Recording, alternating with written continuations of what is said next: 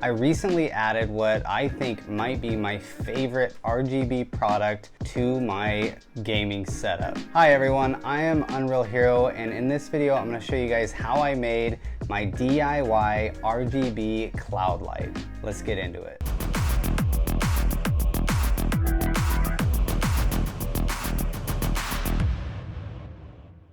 Now, if you make this light the same way I did, this light can be used as an audio visualizer for music. It can be used to create a really interactive experience when you're gaming.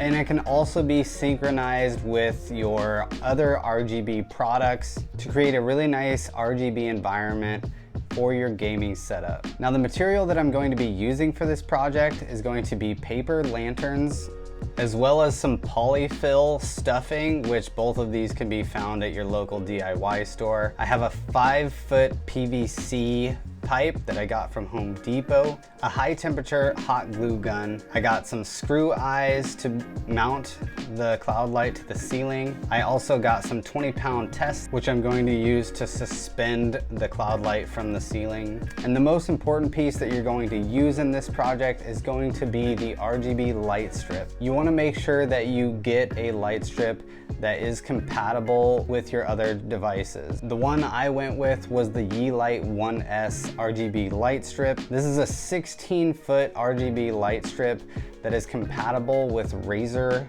products. So this light strip can be used in the Razer Synapse software and can be fully customizable. It can also be customizable with the Yeelight app. So whatever you guys decide to use for this project, make sure that the light strip is compatible with the software that you want to be using. And finally, I have some extra glue sticks. And one thing I want to say right off the bat is this project is going to take a lot of glue sticks. I had to go back to the store and buy a bunch more. I'm using a mini hot glue gun, so it is a little bit smaller, but I think I used approximately 80 sticks of glue.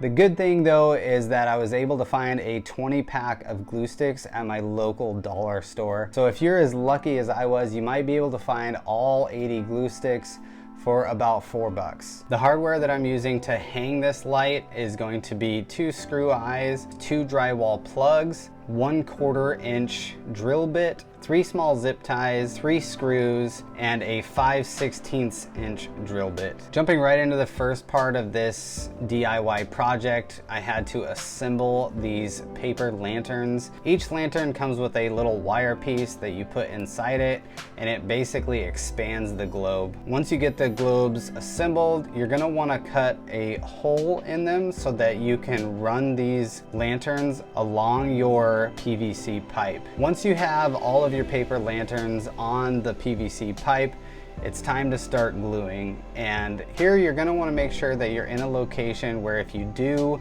drip some hot glue, it's not going to ruin anything. Don't do this over carpet, and you're going to hot glue the paper lantern directly to the PVC pipe. I also applied some hot glue between each paper lantern so they're actually hot glued together as well. And as you can see here, it does create enough of a bond that it is somewhat secure when you're picking up the PVC pipe. By the time I got to the end of my PVC pipe, I noticed that I did not get enough paper lanterns to cover it, so I had to cut off about 10 inches or so on my PVC pipe. I highly recommend that you guys buy enough paper lanterns to cover your PVC pipe for this, because if you end up having to cut the pipe, it does shake the paper lanterns quite a bit, which it didn't end up being a problem for me, but I could see how you could accidentally mess up some paper lanterns in the process. With all of these paper lanterns glued together, you can see that it is somewhat secure, and the glue did a really good job of bonding these paper lanterns together. Next, I had to run the fishing line through the PVC pipe, and my trick for doing this was that I tied the fishing line to a marker, a Sharpie marker, and I just dropped it in the PVC pipe in the end of it and just let it drop all the way through it, and it allowed that fishing line to get threaded through there very, very easily. You're gonna wanna run the fishing line all the way through the post and have about 3 to 4 feet extra on each end of the stick That way you have plenty of room to work with when you're going to mount this onto your ceiling. Next, it was time to run the RGB light strip through the lanterns.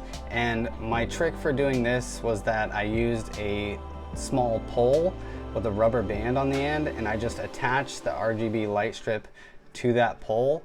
And I basically used the pole as a thread needle.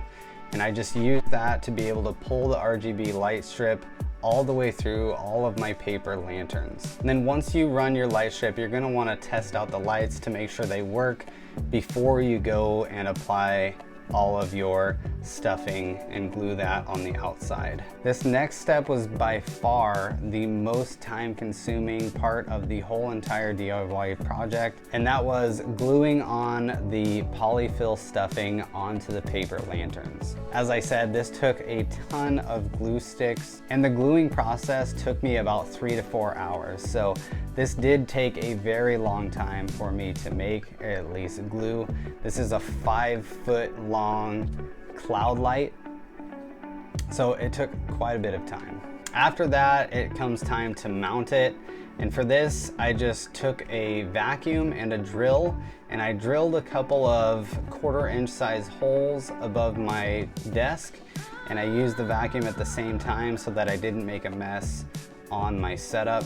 Drill those 2 holes, and then you're gonna put some drywall plugs in there, and then finally screw in your eye screws. Then take the ends of your fishing line and tie that up to your eye screws that you have mounted to the ceiling. To run the cable management for the RGB light strip, I just drilled 3 holes, and then you're gonna take your small zip tie and kind of fold a crease in it about 1 inch from the end with the hole in it, the pass-through part. And then you're just gonna put that bent piece into the hole that you drilled. And then you're gonna take your screw and you're gonna start to screw it in between pieces. Once you get that screw all the way in, it'll be secure enough to where that zip tie will not come out, and you can still close the zip tie around the cables that you're running. I would like to point out that during the process of hanging this light, a lot of pieces of stuffing did fall all over my gaming setup. So you may want to consider covering it or taking some precautions to not make it such a mess. I ended up just vacuuming it off and it was just fine. Since I used the Yeelight 1S RGB light strip, I was able to use this with the Razer Synapse software, which means that this light strip is compatible with video games. So I'm able to jump into Apex Legends, and my new cloud light will actually react to in-game events. This light is also compatible with all of my Razer Chroma RGB designs that I've custom made on my channel. Almost every one of my designs are already created with compatibility with Yeelight, so there was really nothing I needed to do other than connect the light to Razer Synapse. Closing, I'd like to say that this light turned out to be much better than I had anticipated. I'd like to know what you guys think about it. Please let me know in the comment section what you guys think about it. Tell me if you guys are wanting to make one, or if you guys have any questions about the one that I made, feel free to leave me a comment and I'll try and answer you guys back. But thank you guys so much for watching this video, and I will catch you guys in the next one.